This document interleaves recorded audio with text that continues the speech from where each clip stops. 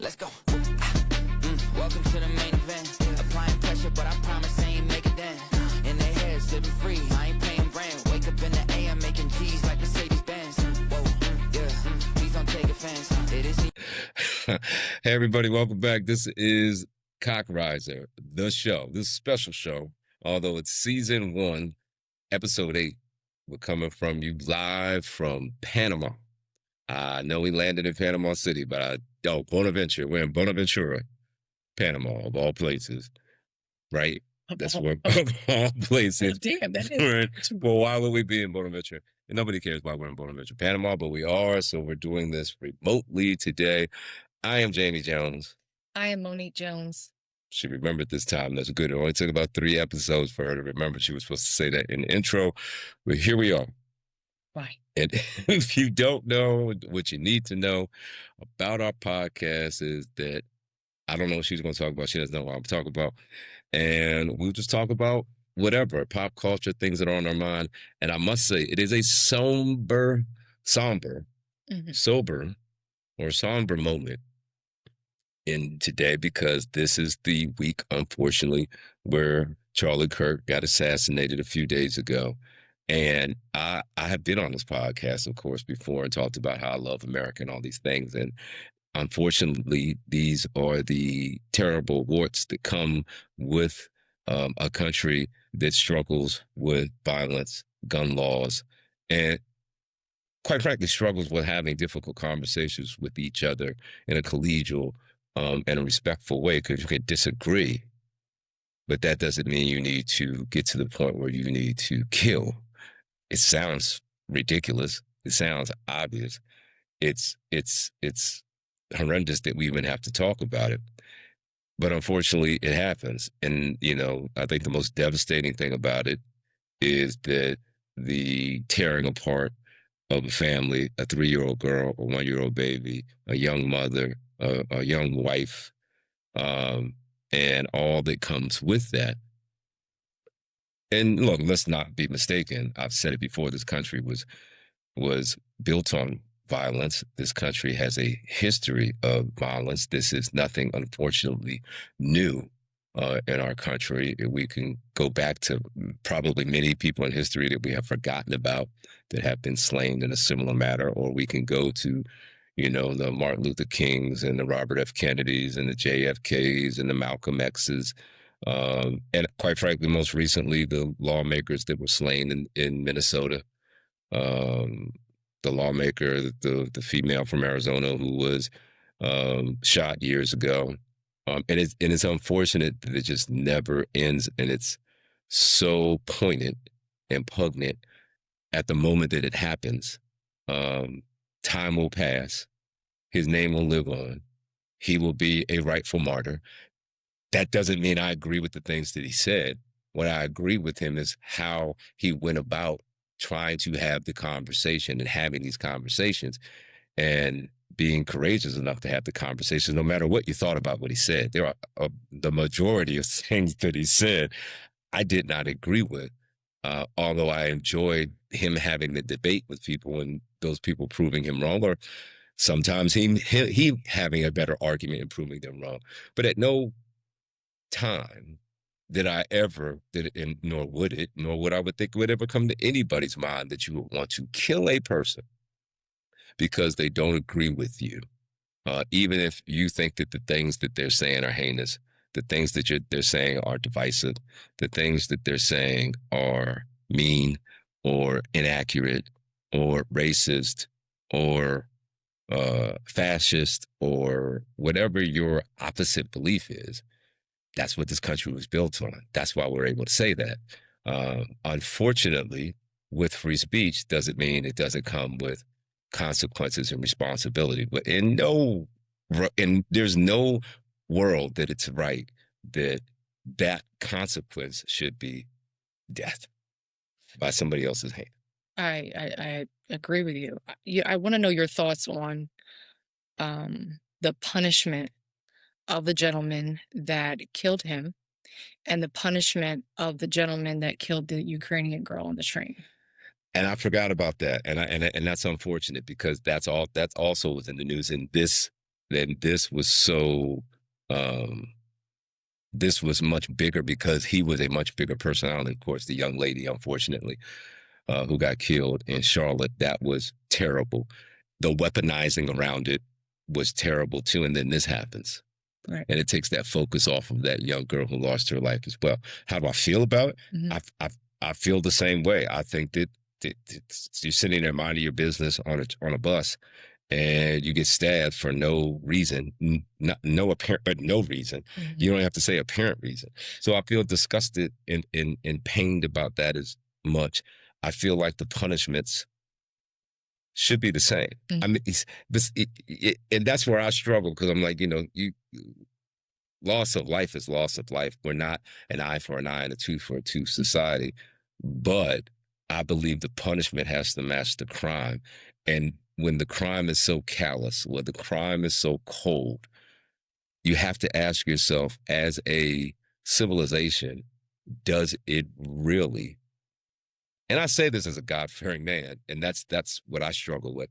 I say this: is it worth um, bringing this person, rehabilitating them? That's the word I was looking for. Mm-hmm.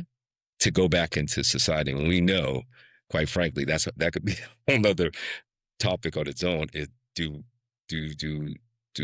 felons actually get rehabilitated in a prison system that is a profitized prison system? So that's a discussion for another time, I think, or we could discuss it today.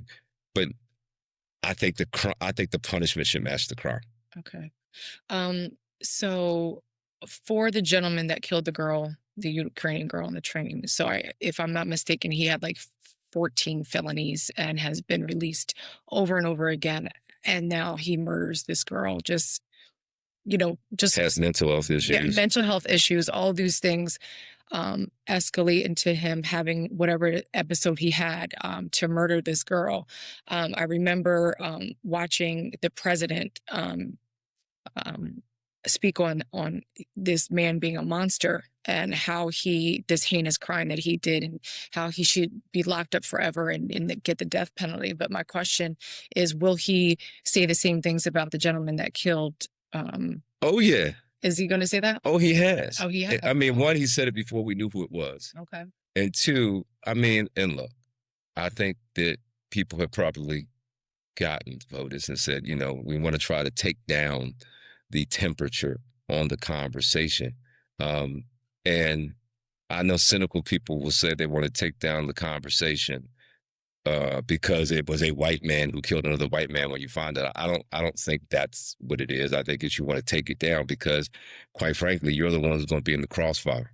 And it was interesting because Trump was talking to the governor of Utah. I think it was yesterday. I saw this in the news today. And the governor of Utah was talking about how Trump was telling him about, hey, look, this is one of the most dangerous jobs in the world. 15% of people in this job have been shot. Been attacked. 8% have been killed. Mm-hmm. And that, people in this line of work, politics, are now scared. And it just didn't start with Charlie Kirk. Unfortunately, there's always going to be a tipping point. Mm-hmm. This probably is the tipping point. We'll see what's going to come from that tipping point. Is good going to come from that tipping point? Is divisiveness and even more of a split is going to come from this tipping point? And as we try as a nation to move forward, mm-hmm. we've got to come together, at least in the simple dignity of what human life means. And that no matter what seat you sit on, where you are across the table, or if you're in the middle, there is no place for political violence. And that's why we have thousands of servicemen out there protecting our rights around the world and our interests around the world, because of this democracy and because of the freedom that we have as Americans.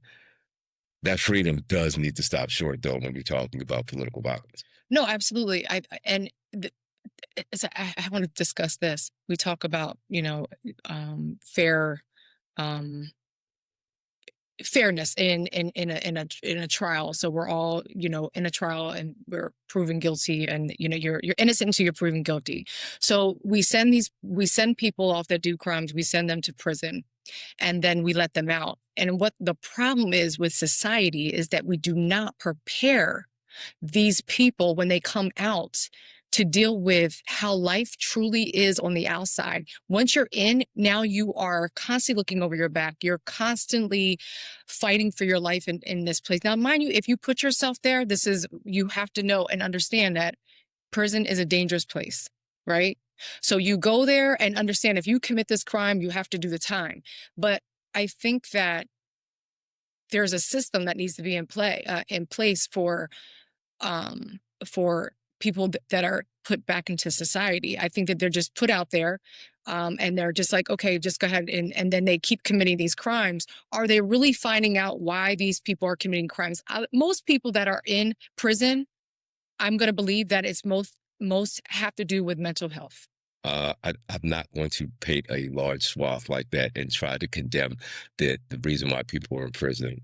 Most of them are mental health. I don't know what the stats are, so I can't co-sign for that. Okay. I'll try to address what you just said. Okay.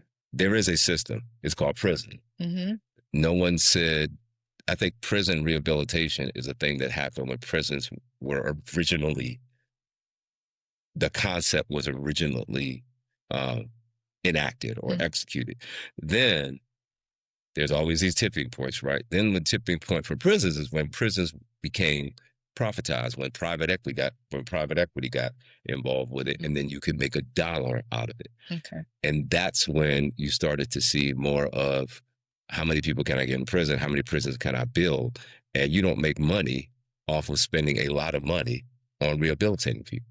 Because think about it, if you rehabilitate criminals, not to be criminals anymore, yes, you're basically getting yourself out of business. Thank you. Right, but and you think about it, it's like, now, am I saying that that's why they built the prisons and that's what they do?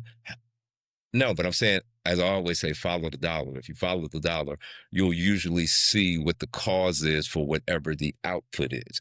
So if you want rehabilitation to happen in prisons, then there has to be, at least in a capitalist society that has already said it's all right to profit off of prisons, you have to give them some type of incentive to be able to do that. And that sounds horrible even coming out of my mouth, but I think that's just a hard truth. And I think that that's one of the reasons why you see the demographics in prisons the way they are. And it's funny because one of the things that Charlie Kirk used to talk about, which I thought was a misleading stat when he would say it, is that, well, Black people commit most of the crime. And you can go, well, no, because we're not the most volume. If there's 100 people in prison, 51% of them, or 51 of them are not Black. But the problem is when the population is only 11% Black, but the prison population is 30 some odd percent Black. Yeah, we commit more crimes as a percentage, as a population, and you have to ask yourself, all right, why does that happen? And I don't think it's not a simple question. It's rooted in deep in history and what's caused that and all these other things.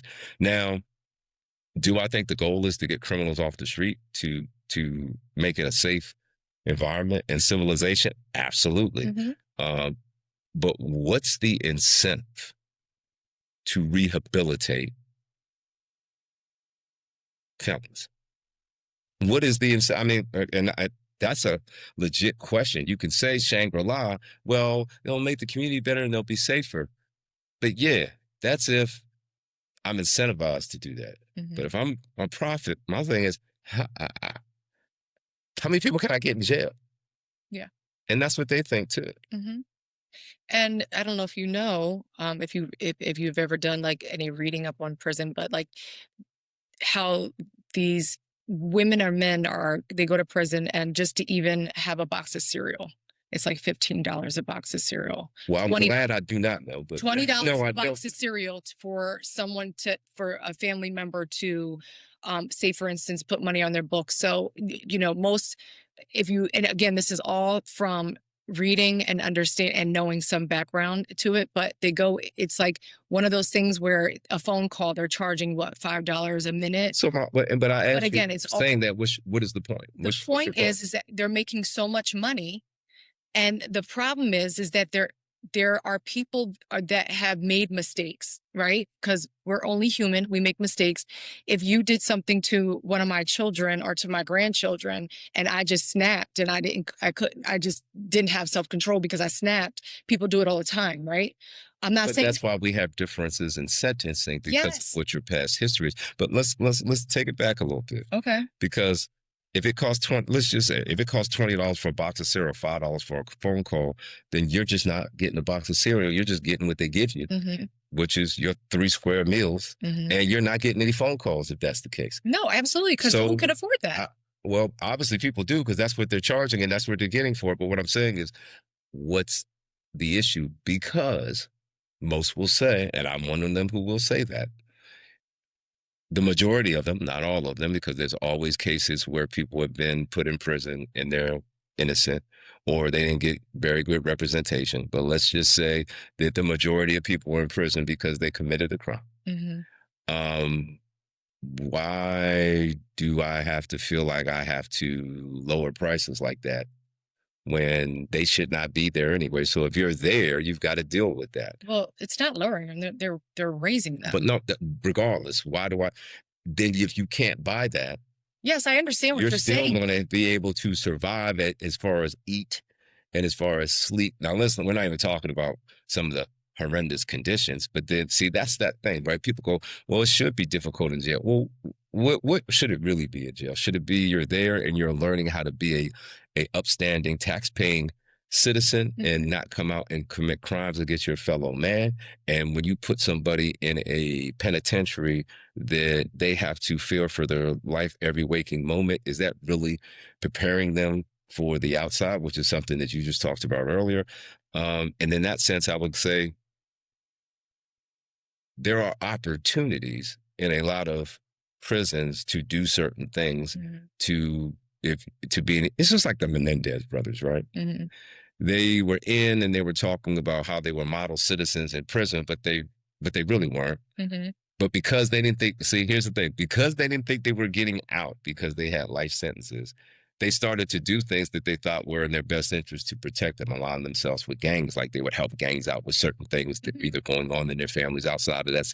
So they aligned themselves for that protection. But then they also held classes. They also taught life skills and taught other things. But when they came up for that parole hearing, because they finally got their parole hearing, you know, they were like, all right, these are all the things that you guys did. And we're not, and just because you just got Mr. Goody Two Shoes over the last couple of months because you thought you might have gotten out, there was still it was questionable what the motive was, that why weren't you acting like that from the beginning? So I say that only to say that there are opportunities, depending on, you know, what your situation is, but there's always opportunities to go the straight and narrow in these systems, if that's the way it's set up. And I think this is, and this is interesting that I brought them up and that they said, hey, we didn't think we were getting out, because that goes back to your original statement of, well, how do you think they should be punished?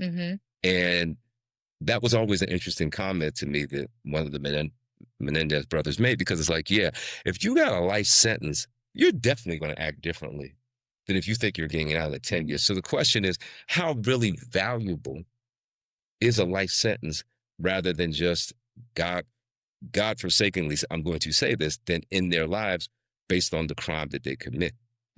Because some people will say, well, yeah, because my tax dollars are paying for, well, that used to be true all the time.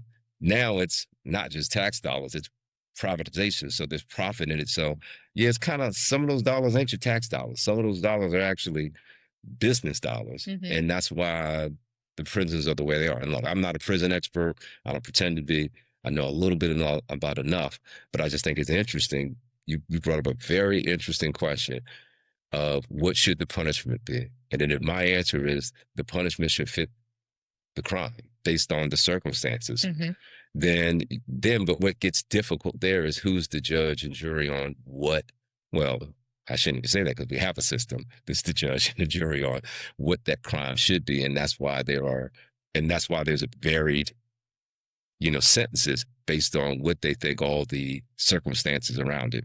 First time offender, how cold and callous was the crime, how was it premeditated? Was it an act of passion? Yeah, so it's a look, it's a problem we've been dealing with and trying to get right. Nobody said democracy was perfect. We never said our way of law is perfect. We know that there are many issues. I know that just from looking down at the color of my skin, that there are many issues in the system. But I think that that's probably one of the things that will never be an end of a debate on what is the right punishment for every crime, because it's literally almost like, fingerprint or DNA. Although the crime is the crime, but every single crime is different because it's different for every circumstance. Okay, and with all that being said, and I respect that, but I've watched prison shows, Locked Up. And did you ever watch Orange County? Well, hold on. Did you ever watch Orange County? You are a crimeology watching Hold on a TV second, but did you person, if ever? I'm not. But hold on a second. So there is, I guess, different tiers, and the what's the main person for the prison, the warden. The warden. So he says he's going to not lock any of these guys up. Oh, that's show, and he's going to just let them. And let me tell you, it was something. an interesting experiment. I watched one of those shows or two of those shows. I said, and I saw it came on the other day. Matter of fact, I watched it, and it was very hard. So just imagine you have all of these men, either gangs, on drugs, whatever the case might be while they're there, right? So they're used to this lifestyle of always on guard to protect themselves. Everybody wants to be the big dog, right? So they're trying to calm these men down and just say, listen, let's see if we can all work together and not be locked up in 24, 24/1, right? So they're out for 1 hour and locked up for 23 hours. Then they were working together almost like a community. And it was amazing. But because of the way that the warden was trying to show them, let's just respect one another. We all are here to do this time. And so if somebody got in trouble, then he'd say, okay, guys, I'm going to lock you guys up for this amount of hours. And then they would, come together, and the guys would, but the guys would maybe start an argument, because somebody wants to still be in power. So whatever happened with the end of that experiment? They're still doing it. And there's guys that are getting out because of their great behavior, their great leadership. And what's did they say what the security level of the prison was? It's maximum security. When you're locked up for 23/1, that's maximum security. Okay, so this is maximum. These are murderers, rapists. All right. Yeah. So they're not getting out anytime soon. They're not getting out anytime soon, but it allows them to go to maybe a minimum prison, because, or, start to move their. Now, I'm not saying they're never getting out, but they have a long time. Okay. But they may start to, because of their behavior, wanting to take up a trade and want to be put into society to do better. So they were mimicking what would happen if you were out in the community. Yes. And how to behave in a community. Yes. And what I think you're saying is prepare them. Yes. For when they come out in the community. And and I know that, like I said, everybody comes from a different background. So, it was just like a conversation we talked about yesterday. There's like different things that you may, when you were growing up, you experienced, where things where I was growing up, I experienced. So it's just like when you're out in the streets, and these people were in gangs and very dangerous people, but coming together from different gangs, coming together and just saying, let's live together in a community and help one another. It was such a beautiful thing to watch that. And again, the warden was like, I want to do this project, and I want to see how this works. And it's working. And I think what I would like to see is the show after that, after they get out, can they really adjust? Because that, whatever you built in prison to get yourself ready, as soon as you go outside, those same gang members that were against you are going to be against you. Yeah. And then how do you keep yourself away from it? So I think, to me, that's hard. The more interesting thing would be to follow the people who came out of the experiment I agree. as successful as they can, or if they were deemed successful, and then see how they actually made it out into regular life. And I think, and when you were saying that, I was also thinking, the interesting thing about prison, jail, is that we forget about those people, but we do it because it's almost like, oh, they say is lock the door and throw away the key, because we think, hey, they go there, they do their time. And even though we do put a stigma on them for doing their time, it's hard for them to find jobs, and they have felon attached to them all the time. I mean, that kind of like defeats the purpose too, but that's a whole nother subject too. But really, it's like we have to also change our thinking about who, what felons are, and being able to accept them back in the community. Because we often want to say, well, you're gone. I don't have time to think about you. I don't want to think about you, of course, unless they're a family member, somebody close or something like that. But it's really not just a system revamp. It's a whole societal revamp about what we think about prisons. And I think you can go back. This is history. I mean, this country was built on, sending England sending their criminals and the people that they didn't want here, and finding a new life, or people running away from things that were happening to them in other countries, where the only other option they had was here, and then trying to make that happen. So I just think it's interesting that we still are wrestling.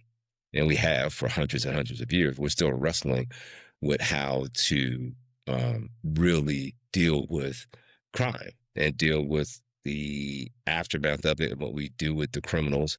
And you can say, I mean, look, and people in other countries who have different cultures and who have different beliefs will say, hey, an eye for an eye, that kind of cuts everything down. It's like you don't see too many in Pan-Asian countries, the ones that really have hard drug use laws, like you can't even think about smoking a joint, in some areas, like, and then here, where it's not a big deal, it's legalized and all of that stuff, does it really like make that much of a difference? But it's like, how restrictive can you be in a free, supposedly, because we say free, and it's, of course, it's always free, but free to a certain extent. That it doesn't mess up, or it doesn't break the strength of civility in our communities. So it's a interesting debate. It'll never be over. I don't think it'll ever be perfect or ever be fixed, but there's definitely a lot of room for improvement. But getting back to what the crime should be for the unfortunate young man that felt like he needed to take Kirk's life, and what he's done and the damage that he's done to that family, there really is only one answer. I mean, really, for me, and that would be, if he's convicted, because of course you're innocent until proven guilty, it's alleged. And if that becomes true by judge and jury, then, like they said, I think everything needs to be on the table. And probably what needs to be at the top of the list is death penalty. I don't think it needs to be thrown out there like a badge of honor, like Trump did, and he was passionate, he was upset. And yeah, and look, this is where I'll give him some grace. That was a friend of his. So it was emotional for him too. He was attempted, an attempt on his life not too long ago. So it hits home for him. So I get, even though you expect more graciousness and more executive presence and leadership from your president, he's still a human being. He still has emotions. I get it. I would have rather seen him say that in closed doors and really provide a more inspirational, as much as you can in these type of situations. Quite frankly, like Miss Kirk, and how she came out, strong, and how she came out about not letting her husband's, legacy and memory fade, and what that means for the conservative movement that they represent. To me, she was more presidential than he was. And it's in an environment where nobody would expect her to be like that. She had her Jackie Onassis moment. Of course, she's not the first lady, but she had that moment. Right. And I thought that it was so riveting, um, and so classic in a extremely, I can't even fathom the depths of hurt that you're feeling and how much you have to be able to compose yourself to Mm-hmm. be able to deliver the poignant message that she delivered the other day. Yeah. Um, you know, another thing on his death, just watching all the social media and like watching that man crying. Did you see that video of that? Oh, the man who was crying and mad and I mean, he was so mad. I mean, it was almost scary because I was like, is he gonna snap and hurt somebody? Because that's just how his reaction was. He was so angry. I mean, maybe snot was coming out his nose. I just was like, this is a grown man. I'm like, you didn't even know, he didn't even know him. It was just because he was following him and he was inspired in what his message was. But that is scary in itself because I'm like, okay, listen, we know that this took place. This man murdered this man, and no reason he should have been murdered because of it is a free country with free speech, so he's allowed to say whatever he wants. And like you said, I'm watching him debate with a lot of these college students and going back and forth. And, this one college kid, I think he might have been from Ohio State or something like that. And he's like, you're telling me that college is a scam. And he says, it is. So he says, well, my father paid a lot of money for me to go to college. And he says, yeah. He says, the guy says he's studying, his major is in English. He says, yeah, well, who wrote this book and who wrote that book and he couldn't answer his questions. He says, exactly my point. And it was crazy to me because the crowd at first was supporting this young man until he couldn't answer the questions about the books that he was asking him to read off of great authors, authors that were, English majors. And I guess what you would read in, your English classes or whatever, studying or whatever. But then you have this young Black man that comes on there and he's like, so he asked the young man, he says, well, why do you think that Black people are treated different? And he says, the police. And he tore him. who tore who? Kirk tore that young man apart because he was like, what do you mean the police? He says, we don't have a chance. The moment they look at our skin, they harass us. It makes it hard for us for our jobs. I mean, but he was like, no, and he was trying to say to him, oh, well, it's almost like if you're a Black person, you're putting yourself in a bad situation. The cops are going to do this. So then why put yourself in that situation? He says, well, we don't put ourselves in that situation. It's not like he was going in and stealing something. He was walking into a store and just automatically he's being harassed by the police officer. But I think one of the, like I said, I rarely often agreed with Charlie Kirk was actually saying, but what I agreed with what he was doing was he was giving an opportunity for people really to think about what their beliefs are and where they come from versus the surface level, like the young gentleman may have been at. He was at a surface level. Yes, he was explaining how we feel when we see a police officer, not what the root cause is, why that happens. And if you really talked about the root cause, which is too long to get into now, because that's not what we're really talking about. But what Kirk would do is try to get them to understand those causes as he was trying to tell them, this is how I understand the cause. And if you want to debate me, and which many of them did, and which many of them shut him down, but they were always the ones, at least that I saw, that really could go deep into what the real answer, at least to the question, was. Not a feeling, not a perception, right? So basically he was debunking the young Black man's perception, but really the young Black man was talking about, that's how I feel. Yeah. But let's take it a step back and try to understand why does that officer, right or wrong, see that? And then him saying, well, why put yourself in that situation, is more or less saying, what that said to me is, you should understand why it happens, because if you understand why it happens, regardless you don't like how it makes you feel, you'll understand how to diffuse it, how to change that perception. Now, I can't, of course, I can't speak for either one of them, but that's how I looked at when he would go and do these debates. He's really challenging your beliefs Mhm. where we are today. So, yeah, these are some heavy topics. Mhm. And it's unfortunate that those are the things that are in the news right now. And you know, I pray for the country. I pray for Charlie Kirk's family. Most of all, I pray for that we can somehow use this, no matter how you feel about his speech, no matter if you feel like it was hate speech, it was divisive, it was great, it was the right wing conservative way to think, whatever you feel, red or blue, in the middle, can we come together and learn that we can have these constructive conversations that are tough? They don't have to be insulting because we don't feel the same way. They can be poignant. They could, they could, make you passionate, but that passion needs to bring us together because all we're trying to do is make a better country, not trying to make it better for just this side of the table and not make it better for this side of the table. One of the things that's supposed to be so great about America is America is one of those countries where hopefully all boats rise with the tide. Mm. Although, of course, there's a large discrepancy in the haves and the have-nots, we're still the greatest economy in the world.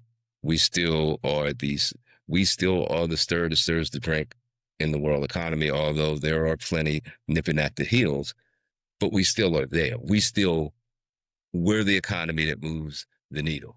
And I always go, like, you look at Russia, and I always laugh, like, the GDP of Russia is less than Texas. So it's like, you know, and I think that's why Trump always goes with the sanctions, which aren't bad. I mean, he could do different things, but I'm not going to talk about what we feel about his relationship is with Russia because he knows that those sanctions are going to hurt. Yeah. He knows that those sanctions are going to hurt. But then I call out Europe because Europe's still buying certain minerals and oils and fuel from Russia when they should have cut that off, but they can't because they got to depend on it. Yes. So there's a whole lot of hypocrisy out there in what we could do about some of these things, but I got off on a tangent, getting into more heavy stuff. I just wish that this will be a tipping point to be able to bring the country closer together, as hard as that may be able to see at this moment of time once we get over the grief. I think over the next week it'll be very interesting because when they have the memorial for them, I know they were talking about renting out a football stadium. I forget which one it is out west, and there'll be like 70,000 people there. I think it'll be a very interesting event, but let's see what the collective group of mourners and believers in his cause, how can they make a difference and really do what he wanted to do, which was make America better for his 3-year-old and his 1-year-old than it is today. I believe that is what he wanted. Now, how we get there and how he wanted to get there are many different ways to get there. His was one. Not saying it was wrong or right. Don't believe in a lot of things he said, believed in some things he said, but I believed in his process of debate, his process of having tough discussions. Mhm. Okay, so maybe we should bring something more positive to the. What could we bring that's more Well, positive? I don't know. And bringing people together. What? I mean, I'm just saying that was like we talked about prison. It was just like those things are talked about, the murders and all those things. I think we should bring some excitement, insight. Do you have anything that you have any exciting news that you have that you would like to share, or any topics that are maybe exciting or not so? Not saying that it is depressing. We just talked about 2 people getting murdered and things like that. So what what do- what do you have to bring to the table? I don't have anything to bring to the table. My flop to bring to the table is Notre Dame's 0-2, and they're still in the top 25. It's the first time in 38 years that it's happened. I don't know why, but I do. They played a tough schedule. They lost to Texas A&M. They lost to Miami. If they can win out, they got a chance. But this is why people don't like Notre Dame as football fans, because they think they get preferential treatment not being in the conference, and now they are 0-2, and some people still have them even as high as 15. I get it, because they played possibly 2 playoff teams in college football. Guys, However, should they still be in the top 20? guys, I'm so disappointed in him right now. What? And you know why I'm so you disappointed asked in him? me. Canelo and Crawford fought last night. Well, see, And that's Crawford won, and I knew he was going to win. I told my husband he was well. going to You win. know what? And I'm not mad at you. You should be mad at me So- because you. that was you- great news. That I was know. So I know, but you know what? That fight was a great fight if you love boxing. Mhm. If you thought somebody was going to get knocked out, then you probably shouldn't have watched that fight. Now, I admit, I struggled, but I struggled because I was listening to the hype around Canelo, and we've seen Canelo fight more than we've seen Crawford. We've seen Canelo fight more names than we have Crawford. Mhm. And often you don't appreciate the technician. Look, Money Mayweather wasn't truly appreciated towards further into the end of his career, even though he's probably, to me, at that weight class, in that weight class, outside of a heavyweight, he's fought the bigger fights. He fought anybody that came along. I mean, heck, he schooled Canelo, and then Canelo never lost again until he tried to go too far up against Bevel. As a super light heavyweight or a light heavyweight, I forget. But Crawford, I thought that was the best boxer that I've seen in a ring since Money Mayweather. Oh, it was amazing. He It did was amazing. a riveting fight because he frustrated Canelo, which I've never seen that happen since Mayweather. And the fact that he said today in the press conference, or last night in the press conference, that he thought Mayweather was better than Crawford, I thought that was unfair. I think there's a different dynamic to Crawford and Money Mayweather and Crawford and Canelo. Mhm. And I think Crawford gave the perfect example post-fight. Somebody asked him the question, how do you compare yourself with Money Mayweather? He was like, Money Mayweather was the best of his generation. I'm the best in mine. There should be no comparisons because we came up in different generations. I thought that was the perfect answer. And I think it's going to be an interesting conversation is we know Canelo's one of the best boxers of the generation. You can't say he's the best now because Crawford took that from him. He's definitely a Hall of Famer. He's definitely a GOAT. But now it's where is he? And that's what boxing is like. It's like, where are you in that discussion? And it was interesting. Somebody said too yesterday, what Crawford has accomplished, Ali didn't. Yeah. And we think of Ali as the greatest, but I think Ali, we give Ali a lot because of the personality, because of the things he did outside of boxing, Mhm. because he meant what he meant to the civil rights movement, because what he meant to Muslims, what he meant to people in general. And then there was the compassionate side of it when he became ill with Parkinson's, and then we looked at him as much more of a soft and gooey person that we were passionate about, Mhm. not all the vitriol and hatred that came towards him in the 60s when he changed his name. But going back to Crawford, that was one of the most tactically well executed fights that I've ever seen. And it was enjoyable.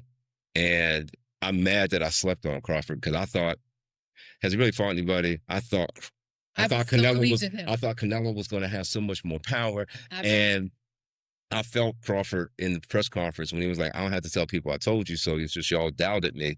And I was mad. I was on that side of the table afterwards because it was so clear. Yeah. I think he won like 115, 113, 115, 113, 116, 112. I had it at least 116, 112, 8-4. It could have easily been 10-2, not 8-3.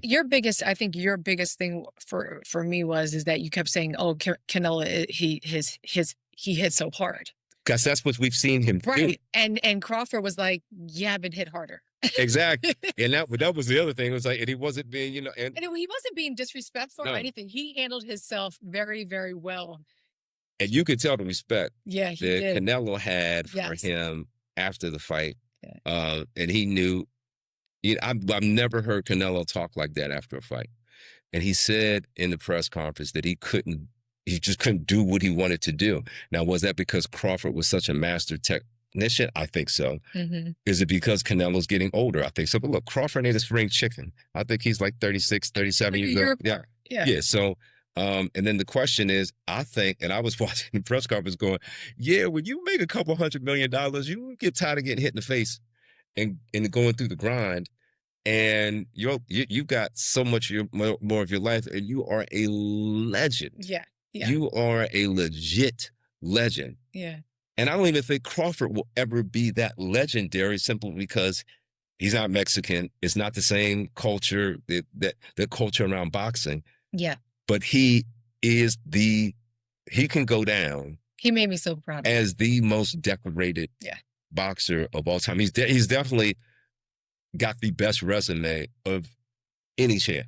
Yeah. I mean, he was holding 6 belts last night when they were taking pictures of him. But it's funny. They were like, oh, what's going to be your next challenge? You're going to move up to light heavyweight? He was like, he laughed. He was like, nah, that ain't happening. Yeah. Are you going to go back down to 154? He's like, nah, that ain't happening. He's in that great place where he's calling the shots now like Canelo did. So now it's going to be interesting to see how he approaches the next challenge. Is it a money play? Because, Canelo was going to go for a money play before Crawford. And that's why I respect Canelo, because he's like, look, I'll fight now. He said that, but he wouldn't fight Benitez, if that's his name. I think I might be mispronouncing the champion at his weight class that everybody said he's been avoiding, and for good reason, because that boy's a monster. But fighting Crawford, the interesting thing is people were saying in the run-up that, you know why people thought Canelo was going to win? Because Canelo hasn't taken any fights the last 5 or 6 years that he didn't know he was going to win. So people are like, oh, he's fighting Crawford. That means he's fighting a literal guy. Oh, he knows he can win. Yeah. He's taking it because people have always thought Canelo, especially in the last 5 or 6 years, has been very safe in the fights that he's taking. Yeah.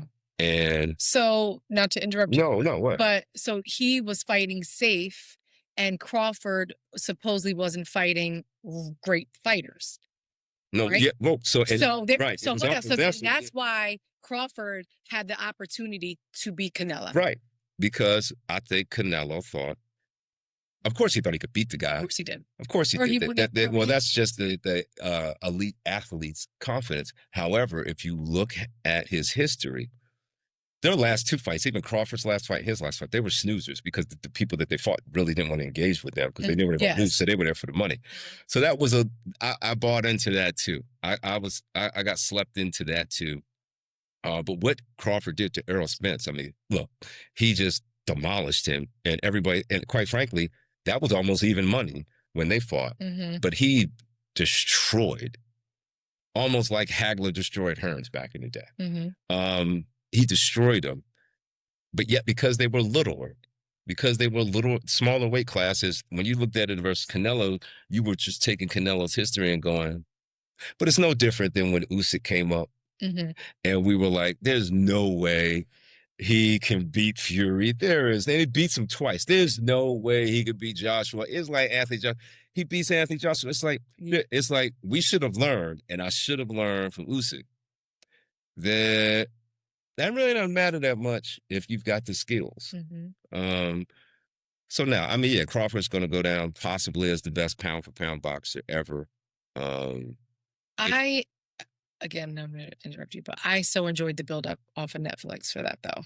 That build-up? Well, I enjoyed it, but the interesting thing is when you looked at other build-ups for fights, they were like 5, 6, 7 shows. That was only a 2-show build-up. Yeah, I think it still was really good. It was, no, I'm not saying that the production, the storytelling was good, but I think it also, if you look, now go look at it.